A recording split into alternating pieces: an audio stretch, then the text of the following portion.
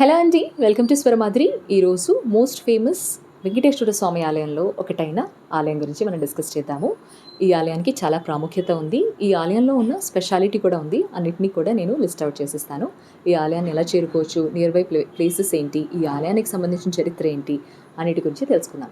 Swaramadhuri channel ఇదే first time checkout చేస్తున్నారంటే tour and travel information గురించి మీరు ఏదైనా ప్రదేశం గురించి తెలుసుకోవాలనుకుంటున్నా, మీకు ఇంట్రెస్ట్ ఉన్నా ప్లీజ్ దాని గురించి తెలియజేయండి కమెంట్స్లో.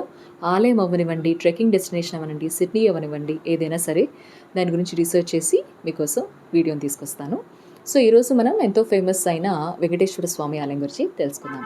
అదేంటి అనుకుంటున్నారా? అదే శ్రీ ప్రసన్న వెంకటేశ్వర స్వామి ఆలయం అనమాట. వెంకటేశ్వర స్వామి వారు ఇక్కడ చాలా ప్రసన్నంగా ఉంటారు. కోరిన కోరికలని తీర్చేస్తారట. అందుకని ఇక్కడ వెంకటేశ్వర స్వామికి ప్రసన్న వెంకటేశ్వర స్వామి ఆలయం అని పేరుంది. ఎందుకు అలా ఉన్నారు, ఎందుకు ఇక్కడ అలా వెలవడం జరిగింది, ఏంటి ఇక్కడికి ఉన్న ప్రత్యేకత, అన్ని వివరాలు తెలుసుకుందాం. సో ఇది మీకు అప్పలాయగుంటలో ఉందన్నమాట. మీకు ఇక్కడ తిరుపతి దగ్గరలో, ఇది ఆంధ్రప్రదేశ్ దగ్గర ఉంది. మీరు Tirupati almost world famous temple. అది ప్రపంచంలో నలుమూలల నుంచి వస్తారు తిరుపతికి వెళ్ళిన తర్వాత మీకు అవకాశం ఉంటే అప్పలాయగుంటకు కూడా వెళ్ళండి. ఎందుకంటే ఇక్కడ స్వామివారు ప్రసన్న వెంకటేశ్వర స్వామి అనమాట. సో వెళ్ళి సందర్శించండి. సో ఇక్కడ ఒక స్పెషాలిటీ కూడా ఉంది ఈ వెంకటేశ్వర స్వామికి. వెంకటేశ్వర స్వామి లేదా బాలాజీ వారు మనకి జనరల్లీ ఏ టెంపుల్స్ అయినా చూస్తే రైట్ హ్యాండ్ మనం ఆయనది చూసినట్లయితే డౌన్వర్డ్ ఫేసింగ్గా ఉంటుందన్నమాట. మనము తిరుపతిలో చూసినా ఎక్కడైనా వెంకటేశ్వర స్వామిని చూస్తే రైట్ హ్యాండ్ కిందకి ఫేస్ చేసి ఉంటుంది, లెఫ్ట్ హ్యాండ్ అభయహస్తంగా ఉంటుంది. కానీ ఇక్కడ ఉన్న స్పెషాలిటీ ఏంటంటే రైట్ హ్యాండ్ అభయహస్తంలో ఉంటుందన్నమాట. అలాగే స్వామివారు చాలా ప్రసన్నంగా ఉంటారు, పీస్ఫుల్గా హ్యాపీగా ఉంటారంట ఇక్కడ స్వామివారు. అందుకని ఏ కోరికలు కోరుకున్నా ఇట్టే తీర్చేస్తారు. సో ఈ ఆలయం గురించి పూర్తి వివరాల్లోకి వెళ్దాం. ఈ విధంగా ఉన్న ప్రసన్నాంజనేయ స్వామి ఆలయాన్ని చేరుకోవాలి అనుకుంటే ఏ విధంగా చేరుకోవచ్చు అంటే, తిరుపతికి వెళ్ళారంటే చాలా దగ్గర మీకు ప్రసన్నాంజనేయ స్వామి టెంపుల్ కేవలం 16 కిలోమీటర్ల దూరంలోనే ఉంది. సెంట్రల్ బస్ స్టేషన్ నుంచి అనమాట. తిరుపతి సెంట్రల్ బస్ స్టేషన్ నుంచి 15 కిలోమీటర్లు అంటే మీరు ఈజీగా ఏ విధంగా అయినా బస్ కానీ, ట్యాక్సీ కానీ, ఆటో అయినా కానీ పట్టుకుని మీరు టెంపుల్ని రీచ్ అవ్వచ్చు. మీరు తిరుపతి సెంట్రల్ బస్ స్టేషన్ నుంచి చూసుకున్నట్లయితే 30 నుంచి 40 నిమిషాల్లో మీరు ఆలయాన్ని చేరుకోవచ్చు అనమాట. అండ్ ట్రైన్ ద్వారా దగ్గర నియరెస్ట్ రైల్వే స్టేషన్ చూసుకున్నట్లయితే ఆబ్వియస్లీ తిరుపతి రైల్వే స్టేషన్ అనమాట. ఈ విధంగా మీరు ఆలయాన్ని చేరుకోవచ్చు. ఒకవేళ ఫ్లైట్ ద్వారా చేరుకోవాలనుకున్నా తిరుపతి ఎయిర్పోర్ట్కి మీరు రీచ్ అయినా అక్కడి నుంచి మీరు ఈ ఆలయానికి ఈజీగా చేరుకోవచ్చు. తిరుపతి వెంకటేశ్వర స్వామి ఆలయాన్ని, పద్మావతి ఆలయాన్ని కాకుండా ఇది కూడా దగ్గరలో ఉంది కాబట్టి 15 కిలోమీటర్ల దూరంలో ఖచ్చితంగా మీరు ఈసారి వెళ్ళినప్పుడు సందర్శించండి. ఇంకా ఈ ఆలయంలో ఉన్న చరిత్ర ఏంటి, ఇక్కడ ప్రసన్నంగా ఎందుకు ఉన్నారు స్వామివారు తెలుసుకుందామా? ఈ వీడియో నచ్చినట్లయితే ప్లీజ్ లైక్ చేయడం మర్చిపోకండి.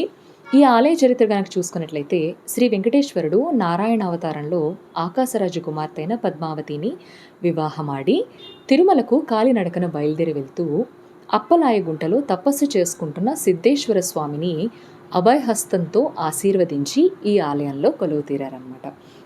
అంటే స్వామివారికి అప్పుడే వివాహం జరిగింది. ఆ సమయంలో అక్కడి నుంచి ఇక్కడికి వచ్చి స్వామివారిని వెంటనే కరుణించి ఆయన బ్లెస్ చేయడం జరిగింది. అందుకే ఇక్కడ స్వామివారు ప్రసన్నంగా ఉంటారు, పీస్ఫుల్ అండ్ హ్యాపీగా కూడా ఉంటారు. అలాగే రైట్ హ్యాండే అభయహస్తంలో ఉండటం జరిగిందనమాట. తర్వాత నుంచి ఇక్కడికి కాలినడకన తొండవాడలోని అగస్తేశ్వరుని దర్శించి తర్వాత సమీపంలోనే ఉన్న శ్రీనివాస మంగాపురంలో 6 నెలలు ఉండి అక్కడ నుండి శ్రీవారి మెట్టు ద్వారా తిరుమల చేరారని స్థల పురాణం. సో ఆయన ఇలా డిఫరెంట్ ప్లేసెస్లో ఉన్నారు అని చెప్తూ ఉంటారనమాట. ఇక్కడి నుంచి ఈయనకి ఆశీర్వదించి ఆయనకి తర్వాత వేరే ప్లేస్కి 6 మంత్స్ అక్కడ ఉండి ఆ తర్వాత ఫైనల్గా తిరుపతి వెళ్ళారంట స్వామివారు. సో అందుకని ఇక్కడ ప్రసన్న వెంకటేశ్వర స్వామి కింద ఎంతో ప్రసిద్ధి చెందారు. సో ఇక్కడికి సంబంధించి ఆలయంలో రకరకాల సేవా కార్యక్రమాలు ఏమున్నాయి, అలాగే ఆలయానికి సంబంధించిన టెంపుల్ టైమింగ్స్ అన్నిటి గురించి తెలుసుకుందాము. ఈ ఆలయం కూడా టీటీడీ ద్వారానే ఆథరైజ్ చేయబడింది. వాళ్ళే ఇక్కడ సేవా కార్యక్రమాలు కానీ వాళ్ళే ఇక్కడికి సంబంధించిన డిఫరెంట్ ఆర్గనైజేషన్స్ అనేవి చేస్తున్నారనమాట. ఈ ఆలయం రెస్పాన్సిబిలిటీ కూడా టీటీడీగా చూసుకుంటుంది. టెంపుల్ టైమింగ్స్ చూసుకున్నట్లయితే ఉదయం 5:45 నుంచి రాత్రి 8 గంటల వరకు ఆలయం తెరిచి ఉంటుంది. మీరు వెళ్ళి సందర్శించుకోవచ్చు. స్వామివారికి సంబంధించి రకరకాల పూజా కార్యక్రమాలు మీరు ఏమైనా చేయించుకోవాలనుకుంటే ఏమేమి ఉన్నాయి, ఏ సమయంలో ఉన్నాయి అనేది నేను చెప్పేస్తాను. మీరు నచ్చిన పూజా సేవ ఆ టైం అక్కడికి వెళ్ళి సేవా కౌంటర్లో మీరు చూసుకుని తీసుకోవచ్చు. సుప్రభాతం ఉంది, సుప్రభాత సేవ, తోమాల సేవ ఉంది, అర్చన ఉంది, ఏకాంత సేవ ఉంది. అలాగే ప్రతి శనివారం ఉంజల సేవ అనేది ఉందన్నమాట. ఉదయం 5:30 గంటల నుంచి 6:30 గంటల వరకు ఉంజల సేవ ఉంటుంది. ప్రతి శనివారం మీకు ఉంజల సేవ కార్యక్రమం అనేది ఉంటుంది. మీరు ఇన్ కేస్ శనివారం ఉదయాన్నే సందర్శించుకుంటున్న స్వామివారు అంటే ఈ ఉంజల సేవని ఖచ్చితంగా మీరు వెళ్ళి చేయించుకోవచ్చు. ప్రతి శుక్రవారం అభిషేకం అనేది ఉంటుంది. ఉదయం 7 నుంచి 8:30 వరకు మీకు ఉంటుందన్నమాట. అలాగే కళ్యాణోత్సవం చేస్తారు ఎవ్రీ మంత్. ప్రతి నెల కళ్యాణోత్సవం చేస్తారు. అది కూడా ఏ రోజు శ్రవణ నక్షత్రం ఏ రోజైతే మీకు తిథిలో పడుతుందో ఆ రోజు మీకు కళ్యాణోత్సవం అనేది ఎవ్రీ మంత్ చేస్తారు. మీరు వెళ్ళి చూసి స్వామివారి కళ్యాణోత్సవం కూడా చూసి రావచ్చు అనమాట. అది ఇక్కడికి సంబంధించి చరిత్ర, పూజా కార్యక్రమాలు, టెంపుల్ టైమింగ్స్. ఇంకా నియర్ బై టెంపుల్స్ గురించి స్పెసిఫిక్గా చెప్పక్కర్లేదు. తిరుమల తిరుపతి వెంకటేశ్వర స్వామివారి ఆలయం చాలా దగ్గర కాబట్టి వెంకన్న స్వామిని దర్శించుకోవచ్చు. అలాగే పద్మావతి అమ్మవారిని దర్శించుకోవచ్చు. గోవిందరాజస్వామి టెంపుల్ ఉంది.